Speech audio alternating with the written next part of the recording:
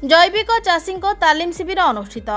बरगढ़ जिला पद्मपुर अजिम प्रेमजी फाउंडेशन एवं भित्तिभूमि सहयोग रे अंचल जैविक चाषी तालीमदाता नहीं 2 दिनिया तालीम कार्यक्रम अनुष्ठित हो जाइछि।